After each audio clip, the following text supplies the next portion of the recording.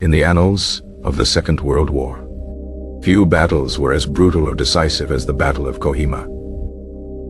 Fought in the remote, jungle-clad hills of Nagaland in northeast India, it marked a critical turning point in the Burma campaign. The year was 1944, and the Japanese Empire was making its most audacious gamble in the region. The Imperial Japanese Army launched Operation U-Go, an ambitious offensive aimed at invading British India. Their primary objective was the capture of the strategic Allied supply base at Imphal. However, standing squarely in the path of one of their main thrusts was the small, unassuming town of Kohima. Kohima's strategic importance lay in its position on the main road that supplied the garrison at Imphal from the railhead at Dimapur. Control of Kohima Ridge was essential for the success of the Japanese plan. The Japanese 31st Division, a force of around 15,000 battle-hardened men under Lieutenant General Kotoku Sato, was tasked with its capture. They were confident of a swift victory, believing the British and Indian forces to be unprepared. The initial Allied garrison at Kohima was dangerously small, numbering only about 2,500 men. This force, commanded by Colonel Hugh Richards, was a hodgepodge of combat and non-combatant units. Many were clerks, drivers and support staff, hastily armed and pressed into a desperate defense. The siege began on April 4th, as Japanese forces swarmed the outlying positions. The defenders were quickly pushed back onto Kohima Ridge itself. They established a small, tight defensive perimeter around a feature known as Garrison Hill. Fighting that ensued was some of the most ferocious of the entire war. The battle became a contest of close-quarters combat, fought with bayonets, grenades, and sheer will.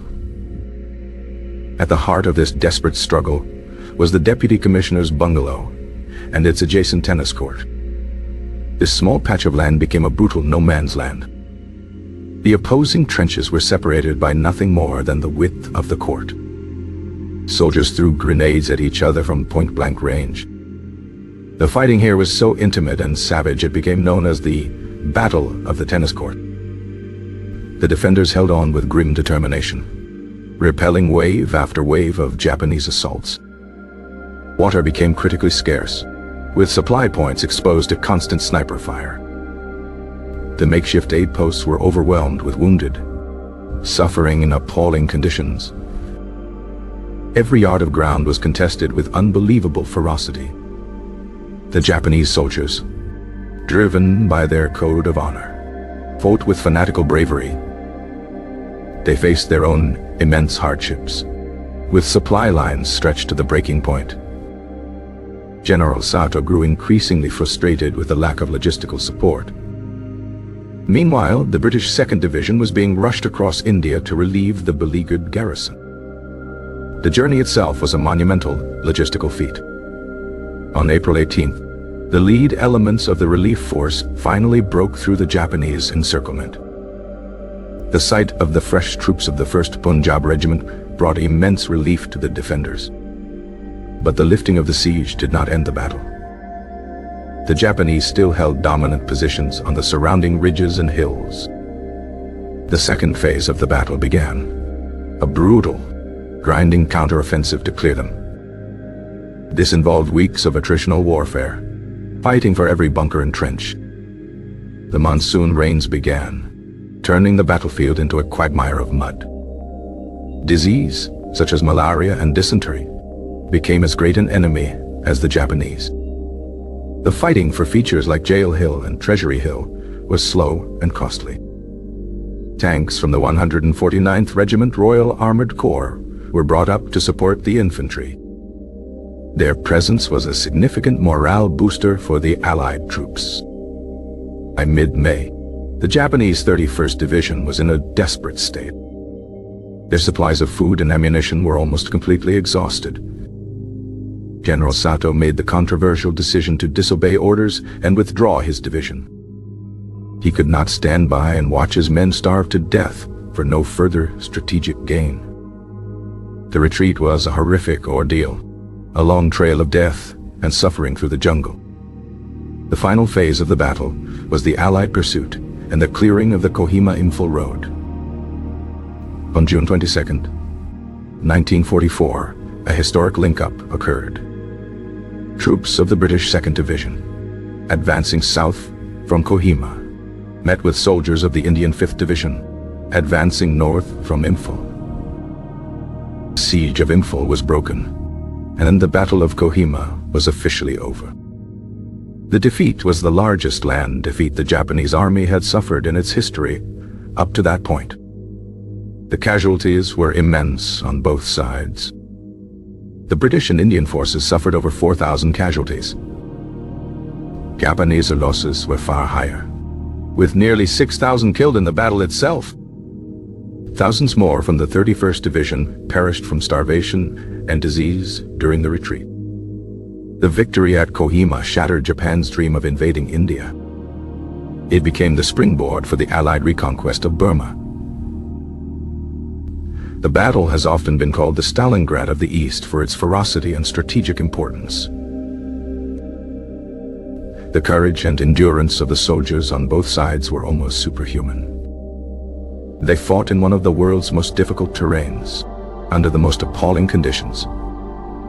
Today, the Kohima War Cemetery stands as a serene and poignant memorial. It is built on the very ground of Garrison Hill, where the defenders made their stand. The former tennis court is still there, its outline preserved for posterity. On the main memorial is carved the famous Kohima epitaph. When you go home, tell them of us and say, for your tomorrow, we gave our today. These words encapsulate the sacrifice of the men who fought and died at Kohima. The battle was a testament to the resilience of the human spirit in the face of unimaginable horror. It was a victory forged in mud, blood, and monsoon rain. The Naga people, local to the region, played a crucial role as guides and porters for the Allies. Their knowledge of the terrain was invaluable to the British and Indian forces. The Japanese soldiers' diaries later revealed the extent of their suffering from starvation. The logistical failure of the Yugo offensive was a primary cause of the Japanese defeat. Allied air superiority played a part in harassing the Japanese and resupplying besieged troops. The defenders of Kohima had no artillery of their own for the first part of the siege. They relied on a single captured Japanese mountain gun for a time. The sound of the guns from the relieving 2nd Division was the first sign of hope. The battle for Kohima Ridge was a vertical battle, fought up and down steep slopes. Every terrace and contour of the hill was a new line of defense or attack. The jungle itself was a neutral but formidable enemy to both armies. The story of Kohima was largely overshadowed at the time by the D-Day landings in Normandy. Yet, its strategic impact on the war in Asia was just as profound. The defense of the small garrison against an entire division is a legendary feat of arms. The bonds forged between British, Indian, and Gurkha soldiers were strengthened in the fires of Kohima. The Gurkhas, with their kukris and legendary bravery, were feared by the Japanese. The battle destroyed the myth of the Japanese soldiers' invincibility in the jungle. It demonstrated that with proper training and leadership, Allied troops could match and beat them. The leadership of Colonel Richards during the siege was a masterclass in command. He managed to inspire a disparate group of men to hold out against impossible odds. The battle's memory is deeply ingrained in the identity of the Naga people. For the veterans who survived, Kohima remained a defining experience of their lives. The silence of the cemetery today is a stark contrast to the cacophony of war. The battle was a microcosm of the global conflict, fought on a remote stage. It involved soldiers from across the British Empire, united in a common cause. The Japanese fought with a courage born of desperation and a harsh warrior code. Their failure was not one of spirit, but of logistics and overconfidence. The Allied victory was a triumph of endurance, engineering, and combined arms. The battle for the tennis court remains one of the most bizarre and brutal episodes of the war. It symbolized the absurdity and horror of industrial warfare in a domestic setting. Defenders' perimeter shrank to the size of a small garden. Every man, from cook to colonel, became a front-line infantryman. The relief force had to fight its way up the same ridge the defenders were clinging to. The Japanese fought from well-prepared and camouflaged bunkers. These bunkers had to be taken one by one, often with grenades and bayonets. The monsoon turned the steep slopes into treacherous slides of mud. Wounded men sometimes drowned in the water-filled trenches and shell holes. The courage of the medical staff was extraordinary. They worked in exposed positions, often under direct fire. The battle's outcome hung in the balance for weeks. It was a soldier's battle, won by the grit and determination of the men on the ground. The Japanese High Command had underestimated the Allied will to fight. They also fatally underestimated the difficulty of the terrain and the climate. The Battle of Kohima was a forgotten victory for many years. But for those who fought there, it was the most important battle in the world. The fight for a small hill in a remote corner of India had stopped an empire in its tracks. The air was thick with the smell of cordite and death. Sleep was a luxury, snatched in moments between attacks. Rations were meager, often just hardtack biscuits and chlorinated water.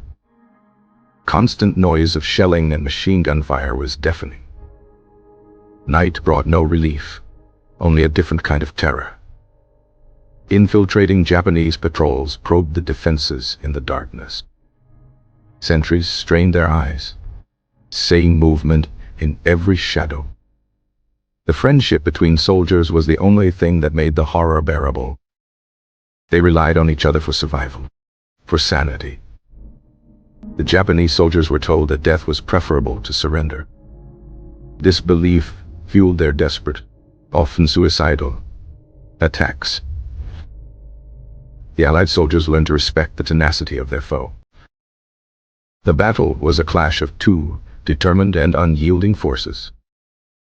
The turning of the tide was slow, almost imperceptible at first. It began with holding a position, then taking a trench, then a bunker. The arrival of the tanks was a decisive moment in the counterattack. Their armor was impervious to the Japanese rifles and machine guns. The retreat of the Japanese 31st Division was one of the great tragedies of the war. They left a trail of dead and dying all the way back to Burma. The victory at Kohima was a truly multinational effort. It proved that the Japanese army was not invincible, and it set the stage for the final victory in the East.